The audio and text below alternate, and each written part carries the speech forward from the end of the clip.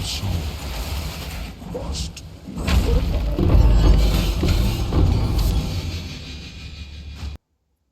everybody, I've been asked to make a follow-up video because people have been seeing me using different spells and stuff, and I've been asked how I make some currency.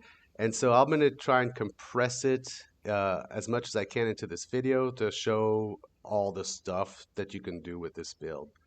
We're going to start with currency farming. So the short version of it is we're just going to farm Kulamak. Kulamak is a ton of profit. It's the easiest pinnacle boss in the game. You just buy the invitations from the currency exchange.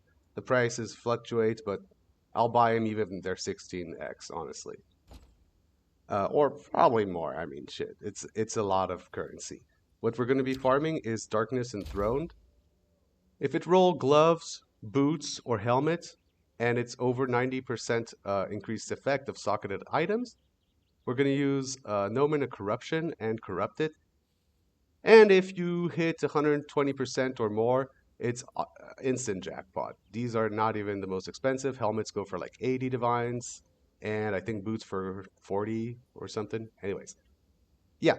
So this is the jackpot of the build, the thing that you're farming for. These drop almost all the time. I'd say 50% of the time you get a belt. The problem is it's not always a high roll, and obviously you can also get shield or helmet, shield or chest, and those don't sell well.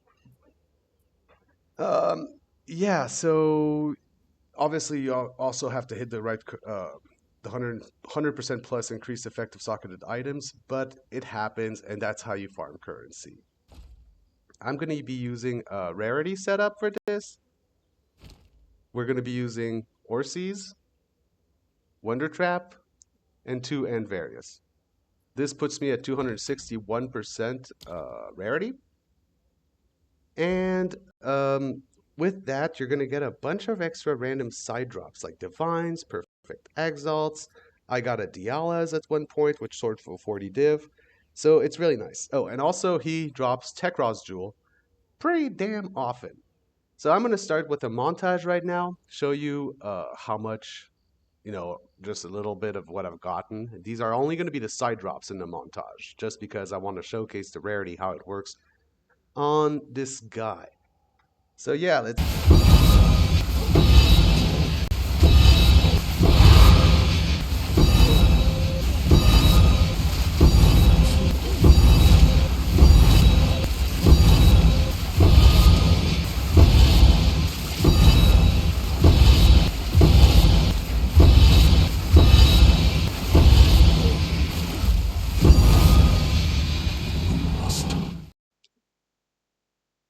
So yeah, as you guys saw, the side drops are quite significant. I've made quite a lot of currency doing these runs. Um, yeah, so first, let me show you exactly how to do this. First of all, you need your invitations. Then we go to the Well of Souls right here. And if you're chain farming him, you're going to want to control click the Black Cathedral. So this node right here, you control click it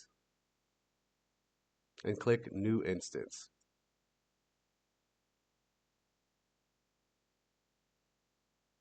This will give us a fresh instance, so that's where we can just chain farm it.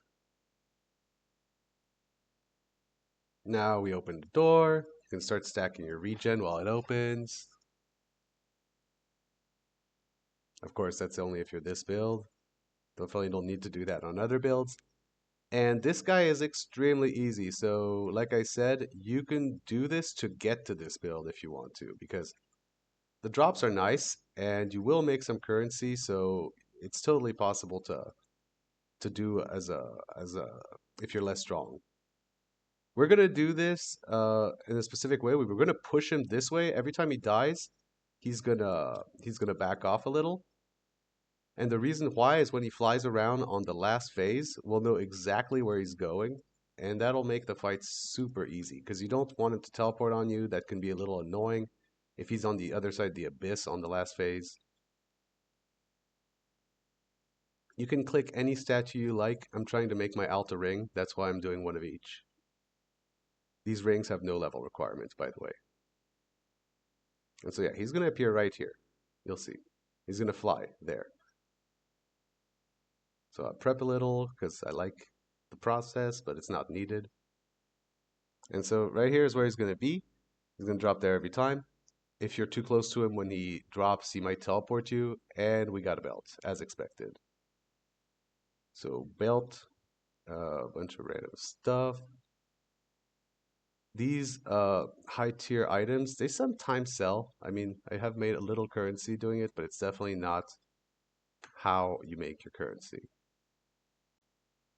And you could totally craft off him too. I'm just not doing that. So let's check the belt, see if we got anything good. No, we did not. See, shield is the worst one, and it rolled okay, but not good enough. Even 100% shield barely sells for 10x. So shields and armor are not what you're looking for. You're looking for the three other ones with high rolls. So yeah, that's the run. It's really easy. Then rinse, repeat. Do this a bunch of times, and you will get your currency for sure. As you saw, tech rods dropped a lot for me. Sometimes I got 2 drops in a row even. Yeah, and so now I guess I will show you variants of my build. So another question that's been asked a lot in the comment section is if you can use other spells for this build. And the answer is definitely. Use whichever spell you prefer. Literally, you could just spam Orb of Storm if you want, and it's still going to work. This build works with any spell. You obviously have to adapt a little bit your gems and your talent tree, but you're free to experiment and just see what you like best. So another variation that I liked a lot, well, there's Frostbolt. So the only thing you change really for Frostbolt is use Snake Pit.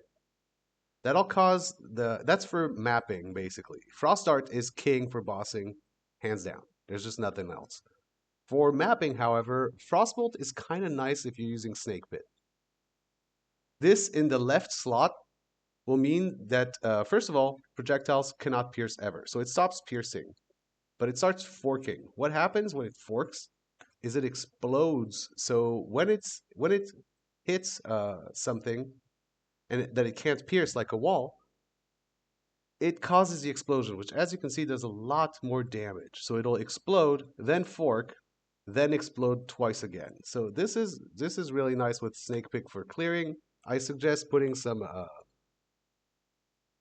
projectile speed in there if you're going to use Frostbolt, just because it's really slow if not. So let's just like show you real quick. Hmm.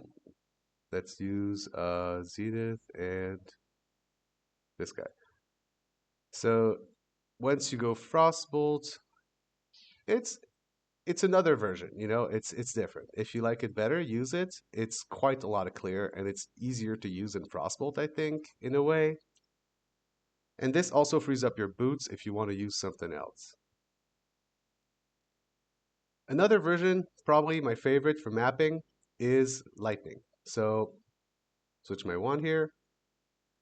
And the reasons why is because Arc is just so damn good for mapping. What am I using here? I think it was Zenith, this guy, and Unleash. Arc is naturally super fast, just like how's it called? Frost Arts? And the chain, you're doing so much damage. It's just one-shotting way more than your screen. It goes off screen completely, and you're just one-shotting everything. The advantage of Arc also is you can totally have Spark for bossing. On Spark, I like to put Adaluis for long duration. This will make it do more damage because it lasts longer, and more damage thanks to the cost multiplier. We're going to put Execute, Zenith, and Arbiter. This will make bossing very, very strong. Another switch that I've done that I'm using on all the versions of the build is I've taken Mind over Matter. All this does is gives me, 728 extra effective hit points. It's really good. It just sometimes I see my mana go down, and I'm like, oh, I'm bleeding, because bleed is supposed to apply to life, but Mind Over Matter makes it apply to mana, and that makes it so your regeneration is basically protected from bleeds. Let's see, what else? Yeah, if you're gonna use Spark and Arc, you can totally skip the Trample Toe. I'm using these crappy boosts right now because they were cheap, and I wanted to test it. On the other hand, I got those gloves, which are really freaking good. I use this for mapping as well on Arc, and I use them on Frost Arts also when I'm doing bossing. So I put 48% cast speed in there. However, I'm going to showcase this next. I literally broke the game. I have gotten so much damage. I've gone into negative damage. Not kidding there. So the 48% cast speed is cool, but I'm just gonna put triple life in there because because we're doing too much damage anyway, so might as well get more defenses. And look at this. We're even more beefy than we were before. So yeah, I'm gonna end the video by showing you guys. Oh, and lastly, you can also use an how's it called a bone cage if you want. It's a pretty decent spell, but I do recommend Trample Toe if you are using bone cage. The explosions will be massive, and you'll be doing pure physical damage. So I do recommend using vulnerability as your curse if you're going that route. And yeah, so I'm going to finish the video by showing you guys how going too high into damage will actually break the game and you go into negative damage. So yeah, I hope you guys liked the video. I will be seeing you guys next time. And yeah, I hope you guys find a bunch of goodies once again. See ya.